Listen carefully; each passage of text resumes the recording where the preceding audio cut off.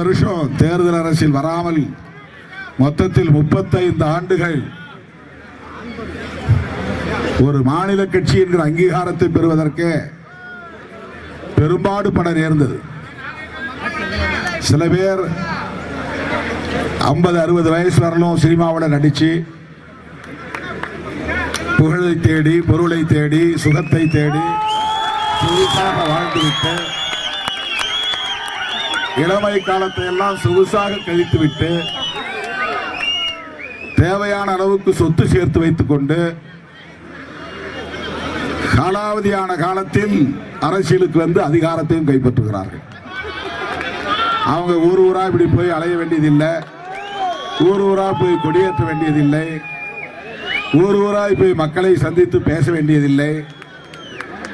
உடனே கட்சியை தொடங்கலாம், அடுத்து ஆட்சிக்கு போகலாம். ஆனால் என்னுடைய இளமையை முழுமையாக தொலைத்து தூங்க வேண்டிய நேரத்தில் தூங்காமல், சாப்பிட வேண்டிய நேரத்தில் சாப்பிடாமல், வாழ வேண்டிய நேரத்தில் வாழாமல், ஓய்வென்றால் என்னவென்று தெரியாமல், உறக்கம் என்றால் தேவையான நேரம் உறங்காமல், பொழுதுபோக்கு என்றால் தெரியாமல் சினிமாவுக்கு போனதில்லை, பீச்சுக்கு போனதில்லை, பொழுதுபோக்கில் கலந்து கொண்டதில்லை, விளையாட்டில் பங்கேற்றதில்லை,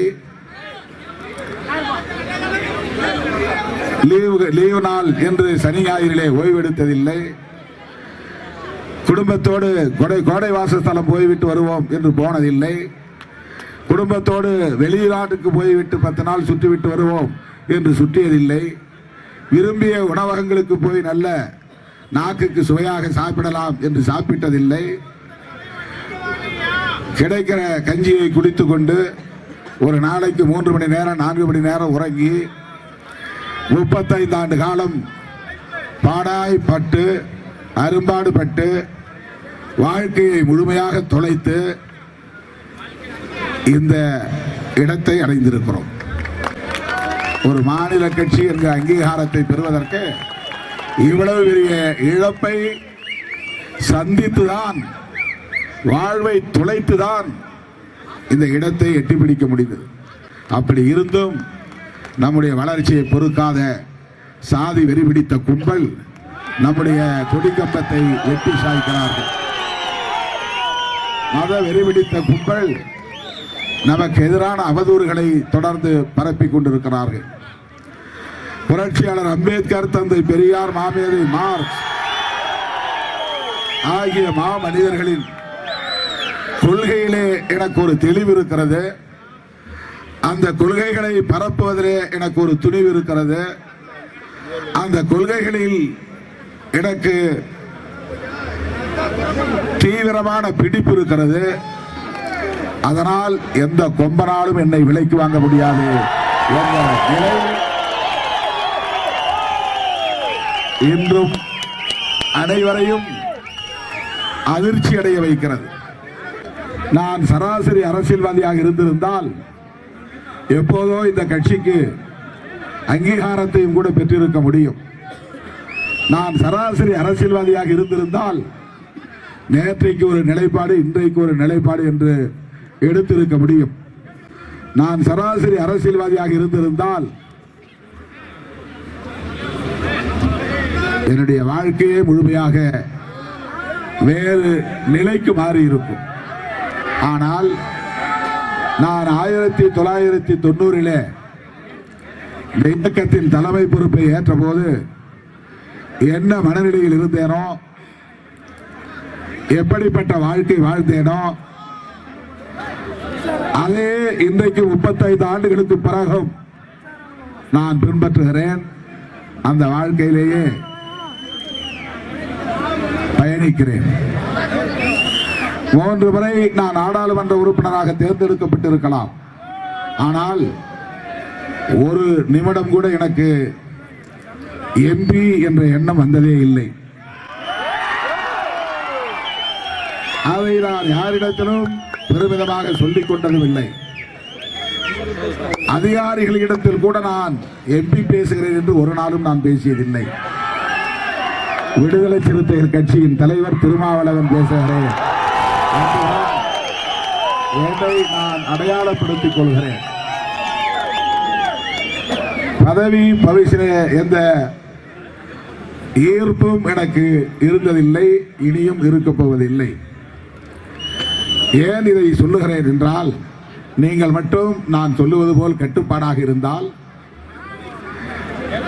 ஒழுங்கை கடைபிடிக்கக்கூடியவர்களாக இருந்தால், நான் விரல் நீட்டுகிற திசை நோக்கி ஒற்றுமையாக நீங்கள் செயல்படக்கூடிய நிலை இருந்தால், கோட்டையில் சிறுத்தைகளின் கொடியை பறக்க வைக்க முடியும். என்னால் ஓங்கி சொல்ல முடியும், என்னால் உரத்து சொல்ல முடியும். சில பேர் கேட்கிறார்கள், எவனெவனோ திடீர் திடீர் என்று கட்சி தொடங்குகிறவன் எல்லாம் நான் தான் முதலமைச்சர் என்று பெருமையாக சொல்லிக் கொள்கிறார்கள். நீங்கள் ஏன் சொல்ல தயங்குகிறீர்கள்? உங்களுக்கு என்ன தயக்கம்? ஏன் அப்படி சொல்ல மனமில்லை என்றெல்லாம் பத்திரிகையாளர்கள் இடத்திலே பல முறை கேட்டிருக்கிறார்கள். முதலமைச்சர் பதவி என்பது மக்கள் பார்த்து தருகிற ஒன்று. அது ஒரு கட்டளை, அது ஒரு பதவி அல்ல. அதை நாமே நான் தான் அடுத்த முதலமைச்சர் என்று சொல்லிக்கொண்டு தம்பட்டம் அடிப்பதில் எந்த பெருமையும் இல்லை. விடுதலை சிறுத்தைகள் இல்லாமல் தமிழ்நாட்டு அரசியல் யாராலும் காய் நகர்த்த முடியாது.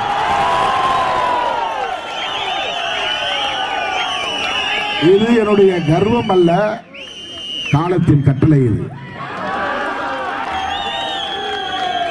நான் கர்வத்தோடு பேசவில்லை.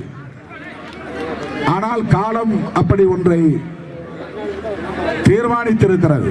சிறுத்தைகள் இல்லாமல் தமிழ்நாட்டில் அரசியல் நடக்காது, காய்களை நகர்த்த முடியாது என்பதை இந்த 35 ஆண்டு காலம் நாம்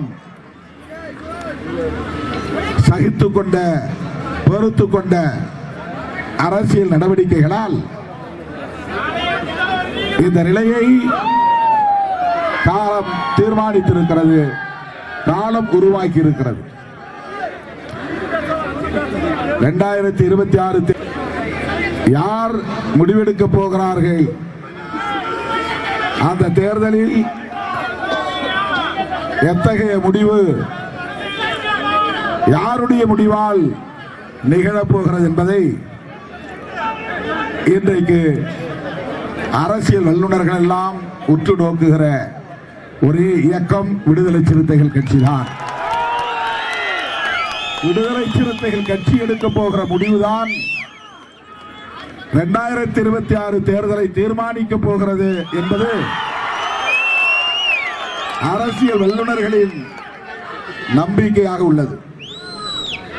இதற்கு இன்னும் வலு சேர்க்க வேண்டுமானால் நாம் கட்டுப்பாடு உள்ளவர்களாக, அரசியல் தெளிவுள்ளவர்களாக, ஒரு தலைமையின் கீழ் கட்டுப்பட்டு செயல்படக்கூடியவர்களாக,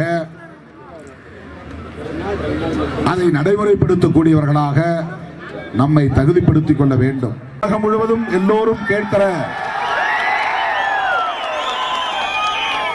சமூக ஊடகங்களின் வாயிலாக கேட்கிற ஒரு சூழல் இருப்பதனால் நான் ஒட்டுமொத்தமாக தமிழ் சமூகத்தின் முன்னால் பேசிக் கொண்டிருப்பதாக எண்ணிக்கொண்டேதான் பேசுகிறேன்.